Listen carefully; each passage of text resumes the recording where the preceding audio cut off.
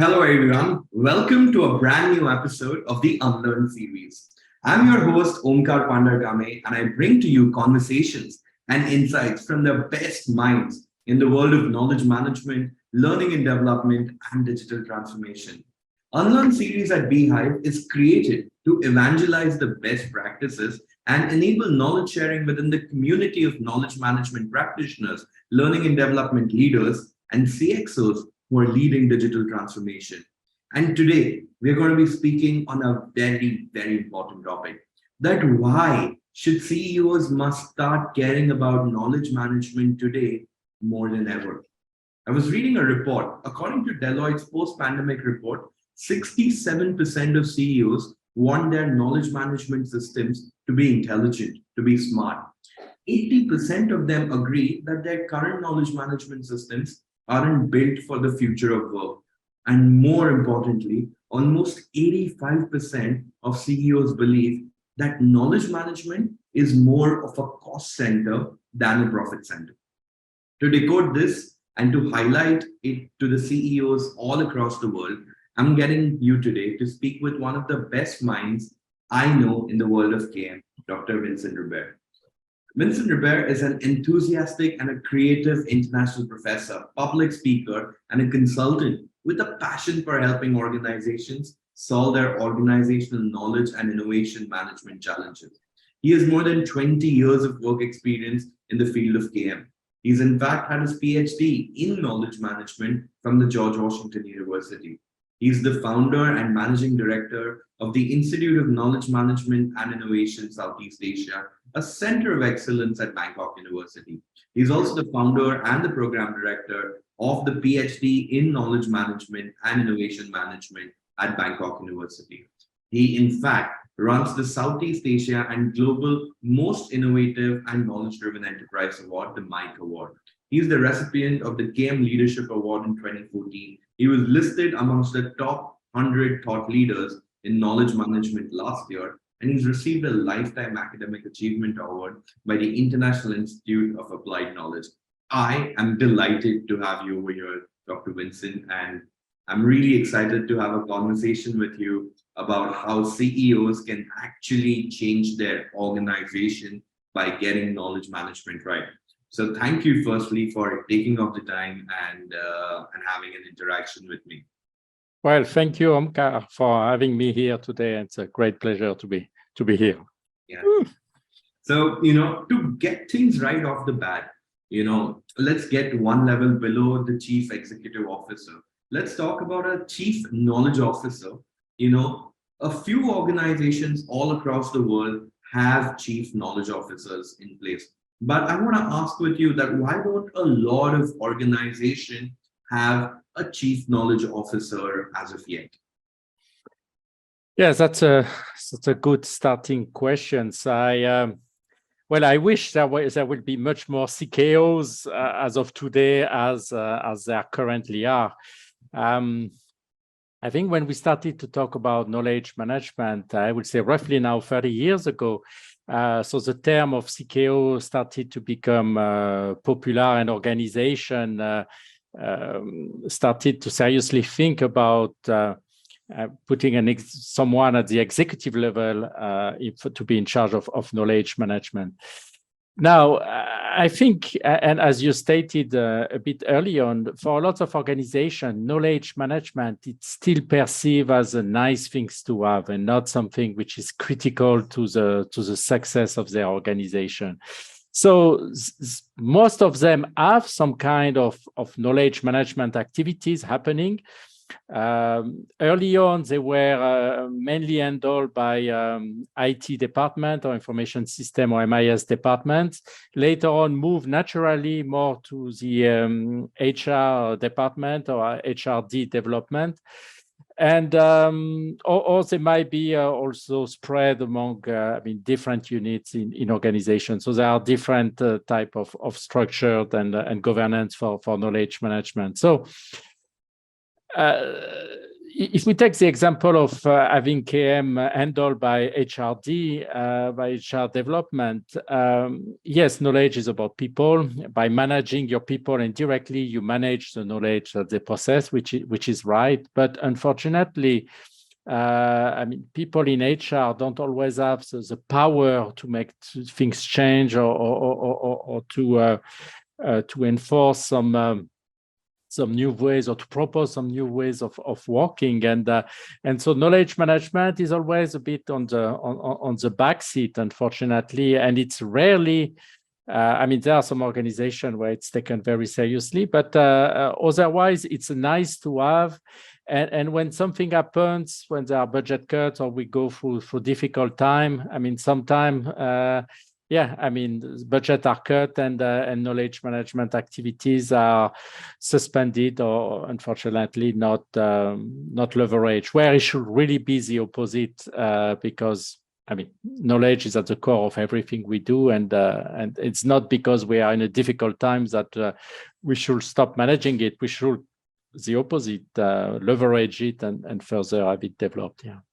Yeah. No, fair enough. I think this whole perception towards knowledge management being a cost center, I think a lot of CEOs will start realizing that if it is done right, then it actually unlocks like a competitive edge. And as you rightly said, that the HRD might not have the right skill sets, might not have the right background. In a lot of situations, being candid, they might not even have the budgets to actually go ahead and execute the KM strategy. Now, further to my previous question, I want to ask you that as an organization grows, right, there is a journey from like getting the first $1 million in revenue to $10 million in revenue to 100 million to $1 billion in revenue. At what stage should a company start investing towards knowledge management? And where does it become more and more relevant, more and more important? Is it right at the start or is it at them growing? And can you tell us why? Yeah, so I will say size does not really matter. I will say if you have an organization that is starting, I mean, I will highly recommend to embed already some knowledge sharing practices or knowledge management practices to start with, so it becomes part of the way people are doing things and it's not perceived as something that they have to do on top of their work later on. And and I mean, just taking a simple example, I mean, I'm in my team at the IKI, at the institute, at the university. I mean, we are a small number. We are 10 of us, and we have been working for more than 10 years together. And I still find out sometime, oh, you did this, or you work on this project, or you know this person. So even among a small team, we still don't know everything that the other know, or we are always learning from each other. So of course, the larger the team or the unit or the organization grow, the less likely you are to know who knows what or where to find such kind of knowledge. And so I will say, yes, I mean, start as small as you can. I mean, start among your team. How can you best share what you know, what you have seen, what are some potential leads that you have new ideas that you may have gone from attending a conference, from talking to other people, and turn this into the way you do your work, and not something as really they have to do well. Always on top of or in addition to their work. So if it's embedded into the work processes, it comes much more naturally and there is no questioning about it. And it's not like we can say, okay, now we stop knowledge management. It means stopping knowledge management, meaning you stop to work, right? So I think that's this transition, which is very often difficult to happen because it's perceived as an add-on and it's not embedded into the ways that people work or learn. And that's what we have think organization or have failed to embrace over the past 20 or 30 years, and not to make it a way that we work. Yeah. A natural way to work. Yeah. No, I think fair. Like I totally agree. The team over here, I think smaller the organization, the impact when an employee leaves the organization is much higher than a larger organization. Right. I agree. Yeah. And when an employee leaves, he leaves with a lot of knowledge with him. So yeah, I totally agree. I think having firstly an embedded one, like let it be in the flow of work, let it not look like an additional responsibility to people that, hey, oh my God, you know what, I have to dedicate half an hour today to do KM stuff, right? And earlier the better, always. Yeah. And even in a big organization, I mean, you have experts. I mean, you have sometimes one single person who has some expertise, which is critical to the business of the organization. And nothing is done really to make sure that this knowledge is transferred or is captured to some extent. And when these people leave or retired or whatever, suddenly there is, a big problem that suddenly it might affect business continuity, or it might, or I mean, something is done just, I mean, on the last month that they know they're going to retire, or they do some exit interview, but that's way too late to do that. So I think it's very important to early on identify, I mean, where is this critical knowledge that you have in your organization? Who owns this knowledge? How do you make sure that this knowledge is not just with one person, or is available to others, or is transferred to others? And I mean, we are living in a knowledge economy, and if knowledge is really the raw material for organization to gain a competitive advantage, it's still difficult to understand why organizations don't properly or systematically manage this knowledge. I mean, if they don't know what they know and also don't know what they don't know, I mean, how can they properly manage it or leverage it? And on the other hand, also, I mean, we all know that knowledge is a source of innovation. I mean, innovation doesn't come out of nothing. It comes from leveraging what is known or what it is to be known. And again, innovation is, I mean, one of these hot topics these days. Like every organization needs to be, wants to be innovative, or needs to be innovative also to survive the difficult time we went through. So, I mean, by properly already and systematically managing what you know helps a lot to overcome this challenge. So I think it's a lot of untapped opportunities, or a lot of untapped resources that are available for organizations, so which are the knowledge of their employees. And why don't we further take advantage of these opportunities that are available to us? That's still a question that bothers me, and somehow that's why we're still doing researches on trying to understand what leads people to, to share, to hide knowledge, to and all kind of topic around creating cultures that support KM and so on. Got it. No, fair enough. You know, I was having a conversation with a mid-sized CEO company, and I asked him that, hey, why don't you care a lot about knowledge management, right? You're growing. And he said that, you know, it's like a leafy vegetable. I know I need to eat it, but I'm just not finding the time to actually buy the right one, find the right recipe, and then go ahead and eat it. They're talking about this, the CEO of a mid-sized company. I want to ask you, right? And I'm sure that you must be getting this question from a bunch of CEOs. How much of percentage of my revenue or my budget, ratio-wise or percentage-wise, should be kept aside in order to develop and implement, say, robust knowledge management strategies, right? Is it like 1% of my revenue? Is it 20% of my revenue? And how do I also make knowledge management self-sustaining when it comes to the cost? Yeah, that's a good question. And unfortunately, I don't have an easy and simple answer. But let me take the question through a slightly different angle. I mean, you can revert the question, and what is the cost of not managing knowledge in your organization? Have you tried to estimate? And I know that at BHyve you have developed a simple tool to do a quick estimation like this. But what is the cost of not managing knowledge in your organization? Have you ever tried to assess it? How long does it take for people to find the right knowledge? How much inefficiencies are associated by people trying to reinvent the wheel or recreating things that already exist in the organization? So this could already put some number on the table and start to talk about it. Because when, as you said, I mean, if KM is perceived as a nice thing to have, people say, well, it's nice, but if we don't have it, we can survive it. But if you take it, you look at it from the other angle and you say, what are the risks of not managing knowledge? People become accountable. They know that if they don't do anything to mitigate this risk, then problems are going to occur and they will be responsible for it. So they listen to you for a completely different here than just on the nice things to have.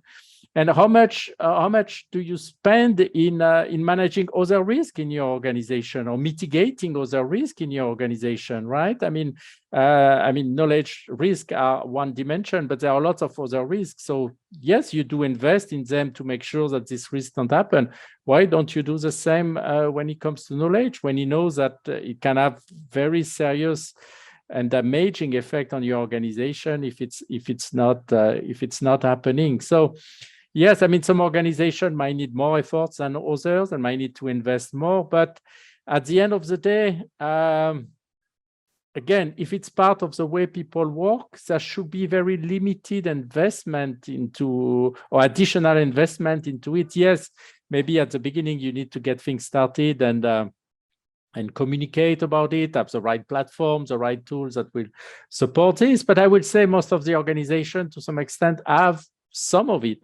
So I don't think it's the investment is big. I think there is, I mean, you can do it at a very with very, very limited budget, but of course you can spend much more budget if you want to leverage it. You were saying early on that organizations are looking for smarter or intelligent systems. So yes, this might require some investment in machine learning or AI tools or whatever in metaverse platform or whatever for the future. So that's more or less on top of the cake, right? The icing or the cherry on top of the cake. But there is so much that can be done with very, very little investment, but just by engaging employees and showing it what's in it for them and creating this culture where people systematically, I mean, learn from each other, share, transfer, and then later on, it's not ideally, I mean, 20 years from now, we were saying in 10 years, we will not talk about knowledge management any longer. It will be kind of a mainstream business activities. And 20 years later, it's still not the case. So I hope that in 10 years from now, we will definitely stop talking about KM, but I'm not sure if this will be really happening, but this would be the most successful things that could happen to this field. I mean, like, in the 80s, we were talking so much about quality management and total quality management and quality assurance. Nowadays, we don't talk so much about it because, again, it became part of the way we do work. And I wish KM could become evolve into the same direction. Yeah. No, very interesting because now, as I said, nobody talks about TQM. It just becomes second nature. Right. In terms of that, I want to ask a question that, there are certain best practices and then there are some, half-baked, half-hazard practices when it comes to knowledge management. Now, I want to know from you that what is not a good practice or what is a kind of a KM strategy which will end up backbiting the CEO or the organization. Let's say a CEO wants to implement, okay, you know what, let's have a robust KM system in place. But what are the factors which will determine that, it will fail or it will go and hurt the company even more? Yes. Well, I've seen so many organizations that implemented KM because they thought it was a good thing to do and it was nice for the organization, but with not a clear KM strategy or without having a KM strategy which is fully aligned with their business strategy. So if we just say, okay, let's do it and let's see what happens, it's very likely that it will not last or it will not sustain. Now, if you closely develop a KM strategy that clearly support and link with your business strategy, right away you can see that whatever KM practices or tool you put in place, how it benefits or how it helps you achieve your business strategy. So if there is this clear linkage, then you don't even need to put some metrics for knowledge management. You can just say, well, since we have implemented, let's say, the BHyve platform, then we were able to decrease by half the time it takes us to develop proposal or whatever. So again, so what was the original objective of your KM strategy, and how the practices or the tools or the whatever you have done help you achieve this. If you're just saying, okay, let's put KM and let's try to manage the overall knowledge in our organization and let's see what happens, this for sure will not be a good strategy that will be not really sustainable. So I think being very focused, trying to start with some project where there is the highest potential, where there are some quick wins. I think it's important because people want to see how it can benefit them also. So if they have some success stories that can be shared and say, well, we did that in this project or in this unit, now we're able to solve this, and others wants to do the same thing and later on say, okay, let's try on our side, and this helps to get KM become much more institutionalized. So trying to have a big vision to start with and doing it on a wide scale, in my opinion, is a mistake to start with. Better be very much focused on very specific or critical processes which are very knowledge intensive, which really bring value to the organization, show how KM can benefit this particular business process or unit or whatever, and then later on scaling up and being able to do this. So I think that's one of the main mistakes, because otherwise, after a while, whatever the KM team or the KM unit say, okay, what's your return on investment, right? So yes, we have 10,000 best practices. So what, right? We don't care about the best practices. We care about how these best practices help you to somehow achieve your objective much more rapidly. And if it's not closely tied to business objectives and or directly tied to business objectives, so sometimes it's difficult really to show the value of KM, or it might take time for KM to show its value, and nowadays, the organization don't want to have to wait 1 or 2 years to see the benefit of it. They want to see rapid return on investment of such kind of practices. No, fair enough. I think I really like the part that we have 10,000 knowledge practices. Great. How many times has it actually helped to reduce cost, increase business, increase market share? So yeah, perfect. Vincent, this gets me to the last part of the question, the last part of our podcast. Imagine that a CEO comes to you, knocks on your door, and says that, can you give me 3 practical tips of how can I get my KM shop in place? What would you give out as a prescription?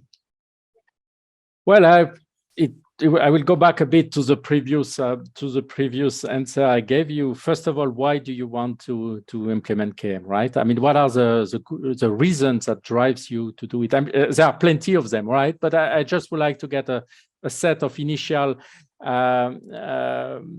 focus. Areas where you currently see that that could benefit from stronger knowledge management, or that could benefit from KM practices and behavior. So once this is clearly identified, once we have the objectives and the strategies, then start to understand a bit what is what we call the critical knowledge attached to this. As you said, you want to improve customer satisfaction. Okay, so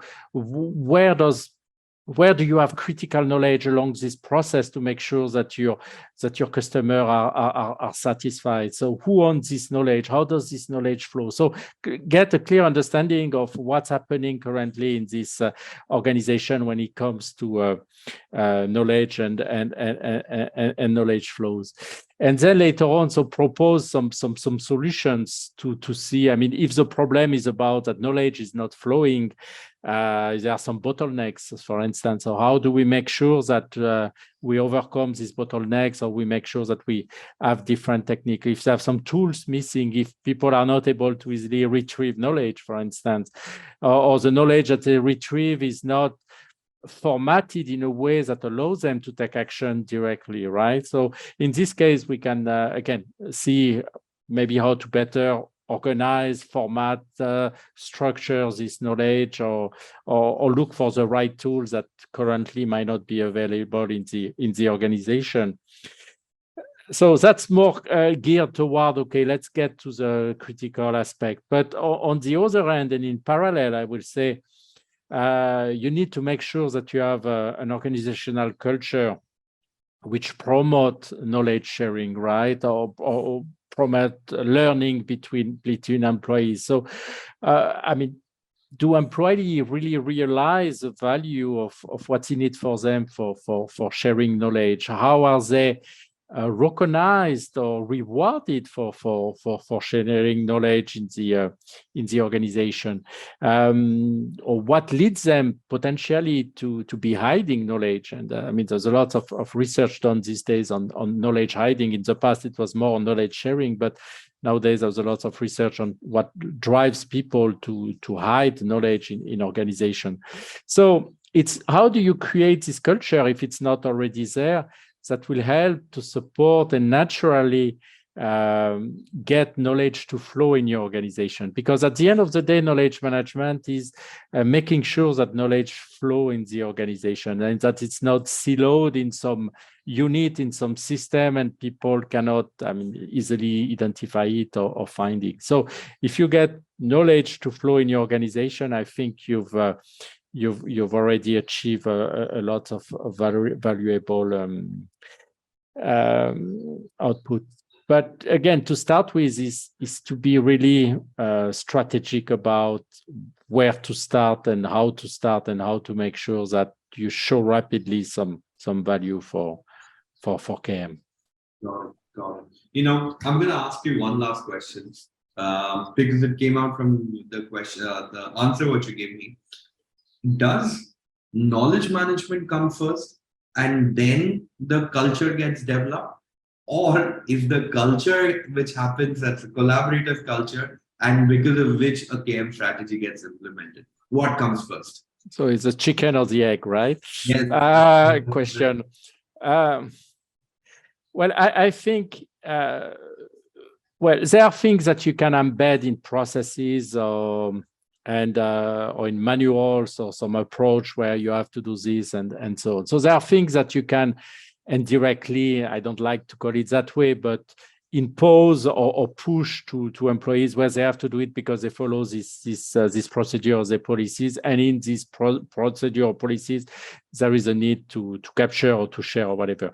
But if it's done that way, people will do it just to check the box, but will not do it really in a way that it can really, I mean, probably benefit many people, right?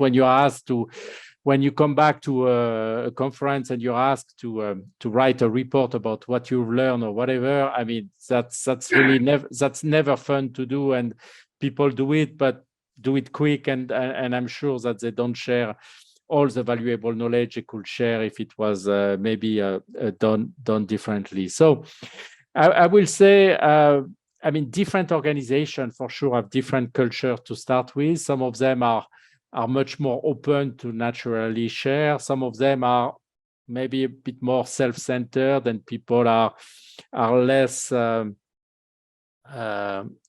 altruists by nature because of a lot of reasons. I mean, it could be because of what happened in the past in the organization, or the ways that they are managed, or because even so, they might not just be clear about what's in it for them for sharing such kind of knowledge. So yes, for sure, you need to have a culture which is knowledge friendly, if I could say it. Putting in place some processes and tools will not help to change this culture. So we always say that technology is the enabler of knowledge management. So nowadays, you cannot really live without having this enabling environment. But at the end of the day, if people are not willing to share their knowledge or to use these tools, or not willing to learn from this tool or to search these tools, then you're going nowhere. So I think they work hand in hand for sure. You need to, the most difficult part is to evolve your culture, right? So that's what will take most of the time. But when people get engaged, you want to make sure that you provide them the tool and the platform that allows them to engage and collaborate and share, right? So yeah, so I mean, I would say yes, probably culture come probably first, but they can go in parallel and slowly converge if they are perceived as two. I mean, I'm talking about processes and technology on one side and the human and cultural side. I mean, I believe they should walk hand in hand along the way. Yeah, and sometimes there is more effort that needs to be done up front to evolve the culture. Sometimes the culture is already ready. They are just missing the tools to start collaborating and strengthening their current KM practices. So every organization, I mean, do KM to some extent, but it's not always done in a systematic way, and it's not always as effective as it could be. So that's why I mean, KM can helps a little bit to look at the overall picture and really helps to support these knowledge flows along the way. And yes, technology is nowadays, I mean, is very, very supportive, and platform like BHyve or whatever, I mean, are great tools to support this sharing and knowing who knows what and retrieving knowledge, and are becoming also smarter and smarter, which is, I think, the evolution of KM going towards, yes, using some platforms that helps you anticipate what you might need or advise you on what kind of knowledge can benefit you in some I mean, in whatever task you're doing. So I think, yes, such system becoming smarter and being able to propose or to push some much more relevant knowledge to you when you need it is really where the future of KM will do. And for sure, AI and machine learning have a lot to play into that role. And I know that these are also some of the features that BHyve is nowadays supporting. Yes. Perfect. This has been one of my favorite podcasts what I've hosted. Thank you so much for this insight. I literally felt like a student in your classroom right now. Thank you, Omkar. The pleasure was mine. And yeah, I mean, KM has been a passion for me for many years, and both on the academic and practitioner side. And yes, I could talk about it for hours. So thank you so much for this opportunity, and looking forward to your next podcast. Take care. Bye-bye.